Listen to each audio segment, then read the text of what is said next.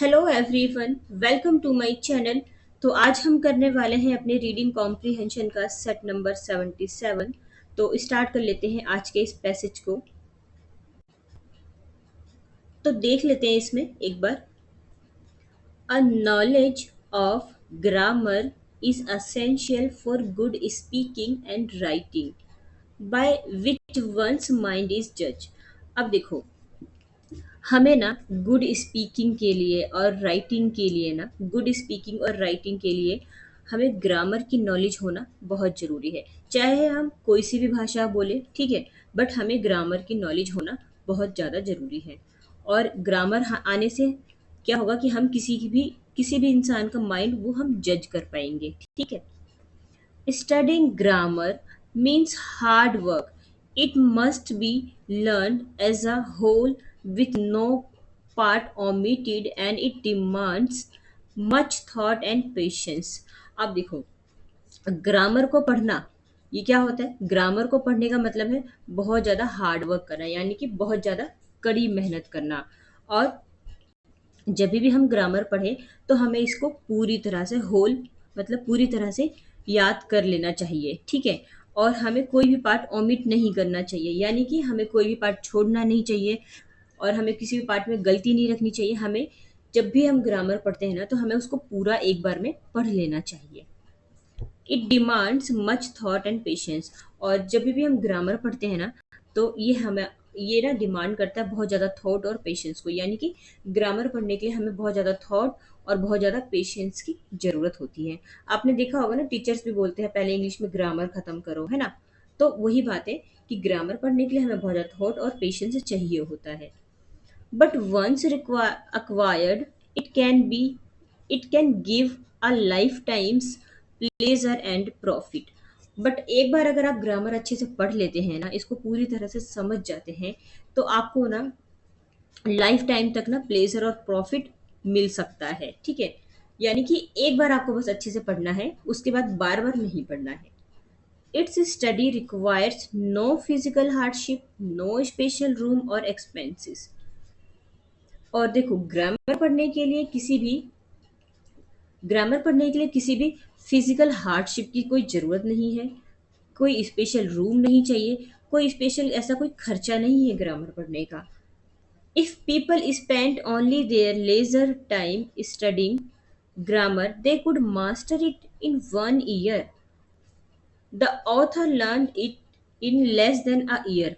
अब देखो, यहाँ पे बात हो रही है कि जो लोग हैं ना, अगर वो अपने खाली टाइम में भी ना, लेजर टाइम का मतलब होता है खाली टाइम, तो अगर लोग अपने खाली टाइम में भी ना ग्रामर पढ़े ना, तो वो चाहे तो ना 1 साल के अंदर अपनी पूरी ग्रामर को कंप्लीट कर सकते हैं, अपनी ग्रामर में वो मास्टर बन सकते हैं।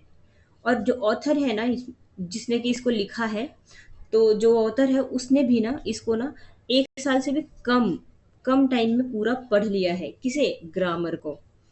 As a private soldier earning 6 pence a day, he sat on his bed and studied. और देखो, एक ना प्राइवेट सोल्जर होने के नाते वो एक दिन में 6 पेंस कमाता है, ठीक है। और देखो, 6 पेंस मतलब कि जैसे कि इंडिया में हम रुपीस बोलते हैं ना, तो ये अदर कंट्री का है, इसलिए यहाँ पे 6 पेंस आ रहा है वर्ड, ठीक है। तो जो ऑथर है वो खुद एक प्राइवेट सोल्जर है और वो एक दिन में 6 पेंस कमा लेता है। और वो कुछ करता नहीं है, क्या करता है, सिर्फ वो बेड पर अपना बैठता है, उसके बाद अपना स्टडी करता रहता है, ठीक है। नेक्स्ट पे चलते हैं। हाँ, ये देखो। Unable to afford candles or oil, he read in winter by firelight when it was his turn. If he could manage it thus, with no outside encouragement, then any youth, however poor or busy, could do the same.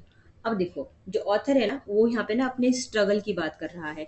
जो यहाँ पे जो author है वो बता रहा है कि जब मैं पढ़ा करता था ना, तो मेरे पास ना कैंडल्स वगैरह और ऑयल वगैरह करने के लिए पैसे नहीं होते थे, वो इतना अफोर्ड भी नहीं कर पाता था कि वो एक कैंडल जला के पढ़ ले या कुछ ऑयल वगैरह लगा के उसमें कुछ मिट्टी का तेल डाल के वो जला के पढ़ ले। यानी कि जो ये ऑथर था ना बहुत ज़्यादा गरीब था, उसकी जो कंडीशन है बहुत ज़्यादा ख़राब थी, बट वो इस सिचुएशन में भी पढ़ के निकल गया। और वो क्या करता था, वो ना विंटर में जो फायर लाइट होती है ना, जैसे कि आपने देखा होगा विंटर में लोग जगह जगह पर आग आग जला के बैठते हैं हाथ सेकने के लिए।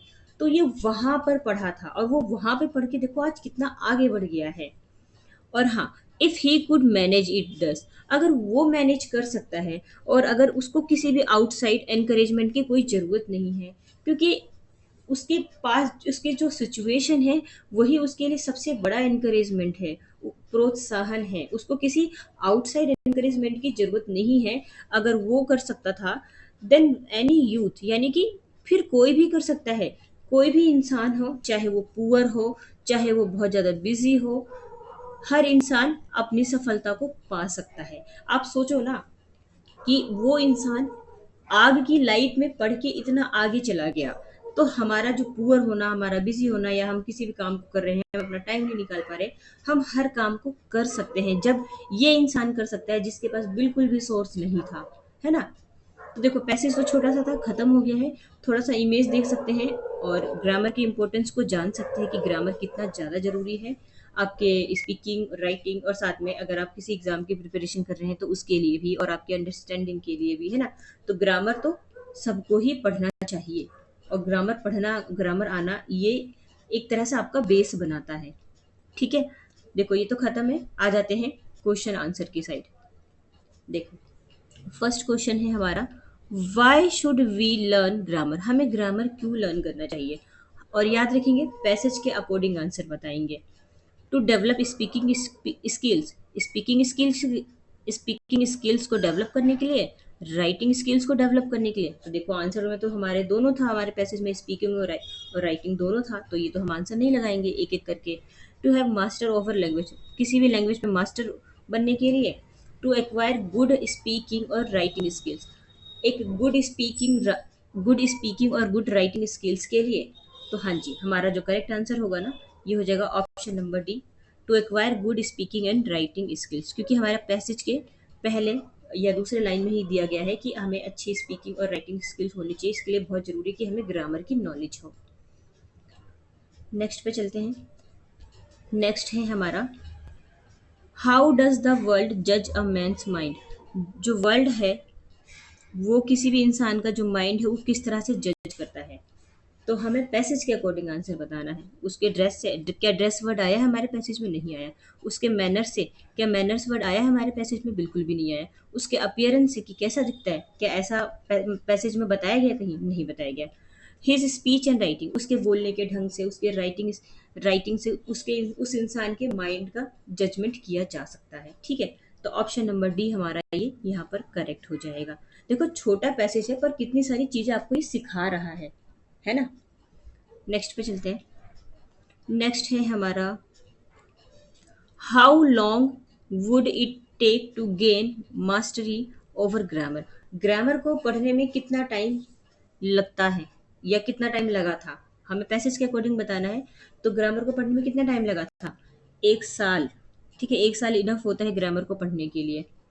तो हमारा करेक्ट आंसर हो जाएगा 1 ईयर। यहाँ पे देखो ऑथर का नहीं पूछा, अगर ऑथर का होता तो हम 1 ईयर से कम कम का टाइम लगाते, बट यहाँ पे नॉर्मली बोला गया है कि 1 साल के अंदर कोई भी ग्रामर सीख सकता है, तो 1 साल हमारा करेक्ट आंसर है। नेक्स्ट पे चलते हैं। नेक्स्ट है हमारा, what is the occupation of the writer, जो राइटर है जिसने इस पैसेज को लिखा है उसका ऑक्यूपेशन क्या था, वो क्या काम करता था, क्या वो टीचर था ना, नहीं जी। क्या सोल्जर था, हाँ वो सोल्जर था, हमने पढ़ा था ना अभी अपने पैसेज में कि वो सोल्जर था और वो 6 पेंस कमाता था एक दिन का, है ना। बाकी आर्टिस्ट और क्लर्क ये सब तो आंसर होगा ही नहीं। तो ऑप्शन नंबर बी होगा, सोल्जर था राइटर। ठीक है, नेक्स्ट पे चलते हैं। नेक्स्ट है हमारा, the learning of grammar should be, grammar जो ग्रामर को जो लर्निंग है वो कैसा होना चाहिए, पेशेंस होना चाहिए, थॉटफुल होना चाहिए, हॉलिस्टिक होना चाहिए। थॉटफुल होना चाहिए, पेशेंस होना चाहिए, पीस मील होना चाहिए। पीस मील क्या खाने पीने की कोई बात हुई थी, नहीं हुई थी, हटा दो इसको। हॉलिस्टिक होना चाहिए, थॉटफुल होना चाहिए, रैपिड होना चाहिए, बहुत जल्दी सीख जाना चाहिए, नहीं। ऑथर ने बोला है 1 साल में आप आराम से सीख सकते हैं, बहुत जल्दी नहीं, जल्दी की बात नहीं हुई है, ये भी काट दो। थॉटफुल, रैपिड, पीस मील तो नहीं होगा ना।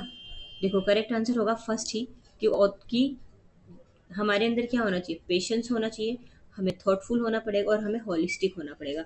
हॉलिस्टिक का मतलब होता है हमें होल पूरी तरह से याद करना पड़ेगा। अच्छे से अपने आप को, मतलब जो भी हम ग्रामर पढ़ रहे हैं उसको पूरी तरह से पढ़ना पड़ेगा, ठीक है। तो नेक्स्ट पे चलते हैं। हाँ देखो, हमारा पैसेज क्वेश्चन आंसर खत्म हो गया, आ जाते हैं वोकेबलरी की साइड। देखो फर्स्ट वर्ड है हमारा ओमिटेड। ओमिटेड का मतलब होता है, omit something is to leave, किसी भी चीज को छोड़ देना, भूल जाना, है ना। ओवरलुक, ये याद रखेंगे, छोड़ देना, भूल जाना, है ना, गलती कर देना, ये भी मतलब होता है इसका। लेजर टाइम मतलब आपका जो खाली टाइम होता है, जैसे कुछ लोग खाली टाइम में कुछ कुछ करते हैं, कोई बुक्स पढ़ता है, कोई सीरियल्स देखता है, ये सारी चीजें है ना। तो लेजर टाइम का मतलब होता है खाली टाइम। फायर लाइट यानी कि वही आग की जो लाइट होती है, जो हम आग को जलाते हैं, है ना, तो उसको हम कहते हैं फायर लाइट। ये फायर लाइट आग की हो सकती है, किसी स्टोव की हो सकती है, गैस की हो सकती है, फायर प्लेस की हो सकती है, किसी भी चीज की हो सकती है ना। तो देखो पैसेज खत्म हो गया है। अच्छा लगता है तो लाइक एंड सब्सक्राइब कर सकते हैं। फिर हम मिलते हैं नेक्स्ट वीडियो पे, ठीक है।